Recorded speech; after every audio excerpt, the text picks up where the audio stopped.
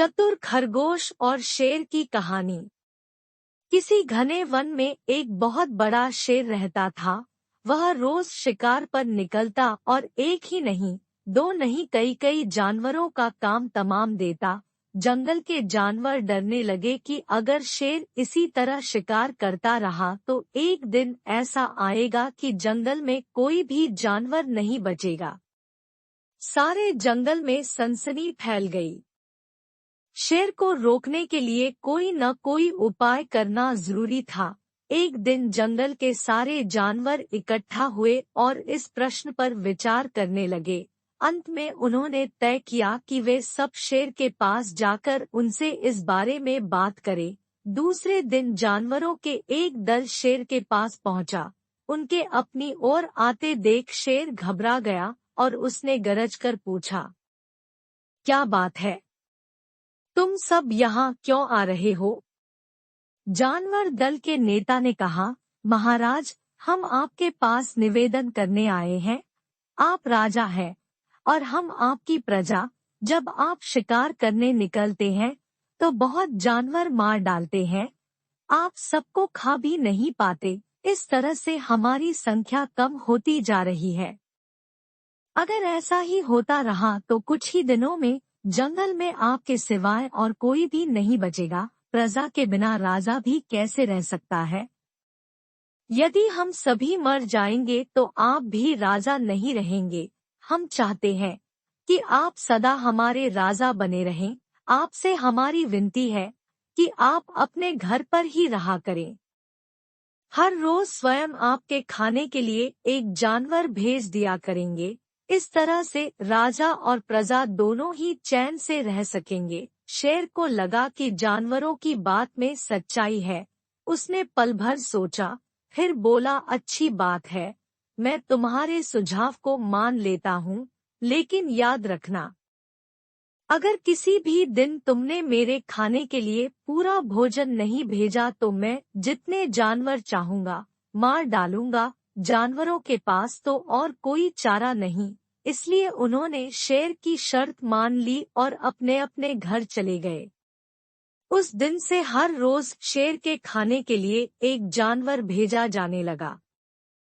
इसके लिए जंगल में रहने वाले सब जानवरों में से एक एक जानवर बारी बारी से चुना जाता था। कुछ दिन बाद खरगोशों की बारी भी आ गई। शेर के भोजन के लिए एक नन्हे से खरगोश को चुना गया। वह खरगोश जितना छोटा था उतना ही चतुर भी था। उसने सोचा, बेकार में शेर के हाथों मरना मूर्खता है। अपनी जान बचाने का कोई न कोई उपाय अवश्य करना चाहिए और हो सके तो कोई ऐसी तरकीब ढूंढनी चाहिए जिससे सभी को इस मुसीबत से सदा के लिए छुटकारा मिल जाए। आखिर उसने एक तरकीब सोच ही निकाली। खरगोश धीरे धीरे आराम से शेर के घर की ओर चल पड़ा। जब वह शेर के पास पहुंचा तो बहुत देर हो चुकी थी। भूख के मारे शेर का बुरा हाल हो रहा था। जब उसने सिर्फ एक छोटे से खरगोश को अपनी ओर आते देखा तो गुस्से से बौखला उठा और गरज कर बोला, किसने तुम्हें भेजा है? एक तो पिद्दी जैसे हो, दूसरे इतनी देर से आ रहे हो। जिन बेवकूफों ने तुम्हें भेजा है मैं उन सबको ठीक करूंगा। एक एक का काम तमाम न किया तो मेरा नाम भी शेर नहीं। नन्हे खरगोश ने आदर से जमीन तक झुककर, महाराज, अगर आप कृपा करके मेरी बात सुन ले तो मुझे या और जानवरों को दोष नहीं देंगे। वे तो जानते थे कि एक छोटा सा खरगोश आपके भोजन के लिए पूरा नहीं पड़ेगा, इसलिए उन्होंने 6 खरगोश भेजे थे। लेकिन रास्ते में हमें एक और शेर मिल गया। उसने 5 खरगोशों को मारकर खा लिया। यह सुनते ही शेर दहाड़कर बोला, क्या कहा? दूसरा शेर? कौन है वह? तुमने उसे कहाँ देखा? महाराज, वह तो बहुत ही बड़ा शेर है। खरगोश ने कहा, वह जमीन के अंदर बनी एक बड़ी गुफा में से निकला था। वह तो मुझे ही मारने जा रहा था, पर मैंने उससे कहा, सरकार, आपको पता नहीं कि आपने क्या अंधेर कर दिया है। हम सब अपने महाराज के भोजन के लिए जा रहे थे, लेकिन आपने उनका सारा खाना खा लिया है। हमारे महाराज ऐसी बातें सहन नहीं करेंगे, वे जरूर ही यहाँ आकर आपको मार डालेंगे। इस पर उसने पूछा, कौन है तुम्हारा राजा? मैंने जवाब दिया, हमारा राजा जंगल का सबसे बड़ा शेर है। महाराज, मेरे ऐसा कहते ही वह गुस्से से लाल पीला होकर बोला, बेवकूफ, इस जंगल का राजा सिर्फ मैं हूँ। यहाँ सब जानवर मेरी प्रजा है। मैं उनके साथ जैसा चाहूँ वैसा कर सकता हूँ।